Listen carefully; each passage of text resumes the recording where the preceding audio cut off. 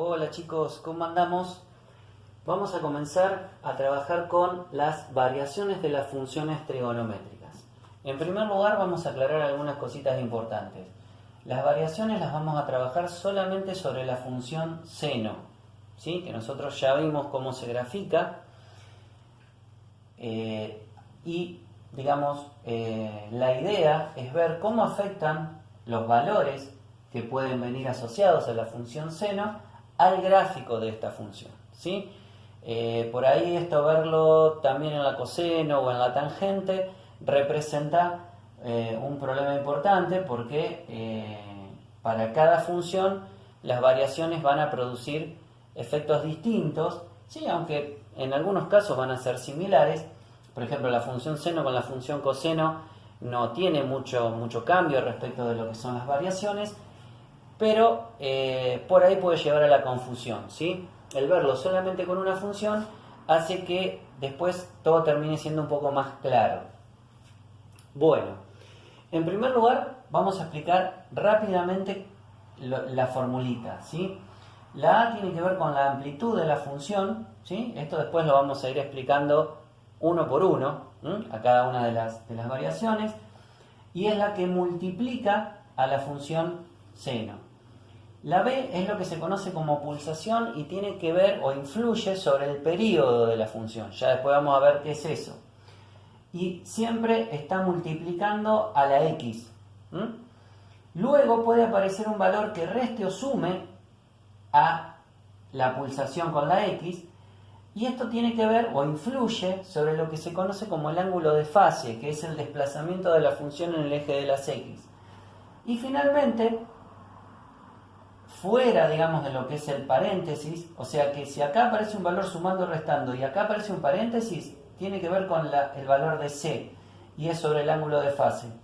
Si aparece un valor sumando o restando y no aparece el paréntesis, o sea ese valor aparece afuera, es lo que se conoce como el desplazamiento en Y, que tiene que ver con que la función suba o baje de acuerdo a este valor de acá. Muy bien. Como esto es algo que tiene que ver sobre la gráfica, o sea que afecta propiamente dicho sobre la gráfica de la función seno, nosotros acá vamos a trabajar siempre con gráficas. La idea es que todas las gráficas sean construidas con el mismo tamaño, ¿sí? Con la misma escala. Fíjense, yo acá les puse la referencia en el eje de la Y. ¿Sí? El valor 1 corresponde a 1 centímetro, ¿sí? Esto es 1 centímetro, ¿sí? Lo que serían 2 cuadraditos. El valor 2 va a ser otro centímetro y así sucesivamente en el caso que se llegan a necesitar. Recuerden que como esto es función seno, siempre si yo tengo 2 acá, tendría que tener supuestamente 2 también del lado negativo, ¿sí? A menos que haya un desplazamiento en Y, que ya después eso vamos a ver cómo es. Eso en el eje de las Y. Y en el eje de las X, el valor de un pi va a equivaler a 2 centímetros. ¿Qué quiere decir? Que hasta acá, que es medio pi, hay 1 centímetro. Y acá son 2, o sea 4 cuadraditos. ¿Qué quiere decir esto? Que a 2 pi van a ser 8 cuadraditos. Ustedes se van a dar cuenta que va a sobrar mucho espacio hacia la derecha en la hoja. No hay ningún problema porque muchas veces puede ser que la función se estire y entonces necesitemos trabajar con más valores. Hay una cosa importante que también tenemos que tener en cuenta. Cuando nosotros trabajemos sobre la variación de la función trigonométrica, lo vamos a hacer con una sola pulsación, ¿sí? ¿Qué quiere decir esto?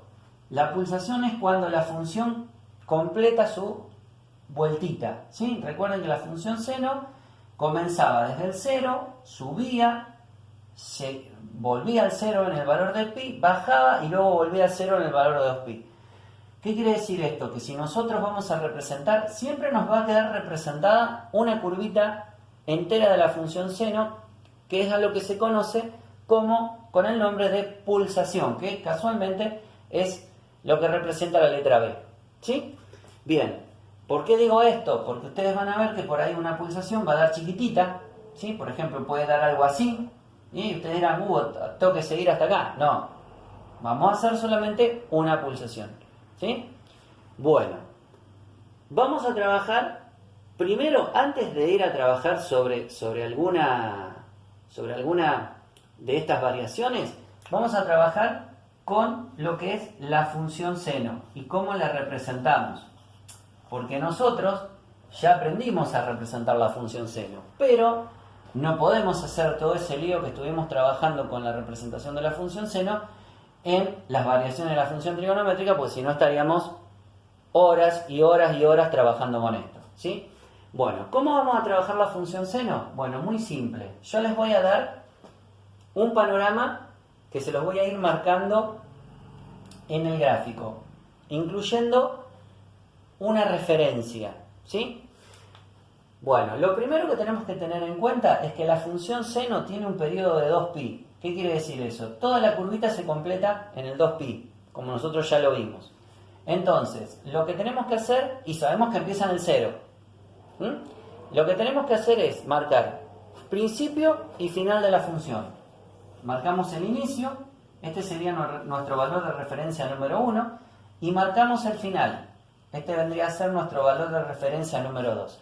Acuérdense que cuando hablamos de inicio y final, hablamos de una pulsación, porque si nosotros consideramos la función seno, la función seno seguiría, pero nosotros sabemos que va a empezar va a empezar en 1 y va a terminar en 2, o sea, en 0 y en 2pi, porque nosotros vamos a representar una pulsación sola.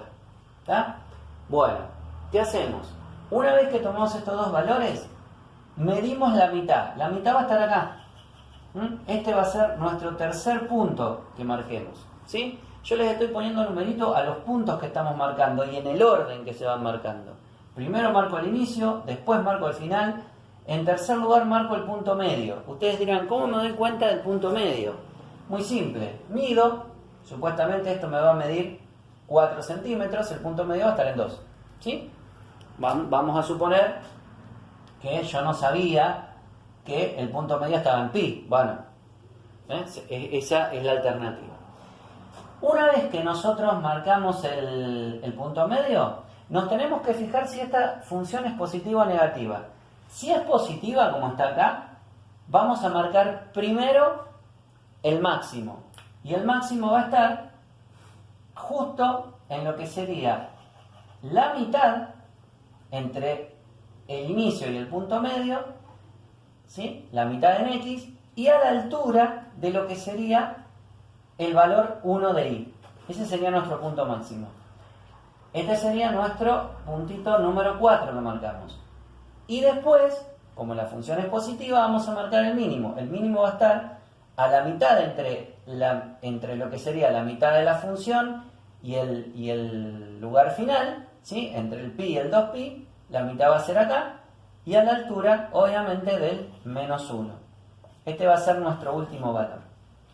Una vez que nosotros tenemos esos 5 puntos marcados, lo único que queda por hacer es unirlos, ¿sí? Fíjense que yo los uno de esta manera, no trato de ir toda la curva, uno hasta acá, hasta acá, hasta acá y hasta acá para que quede un poquitito más prolijo. Y ahí me quedó la primer pulsación de lo que sería la función seno marcada, ¿sí?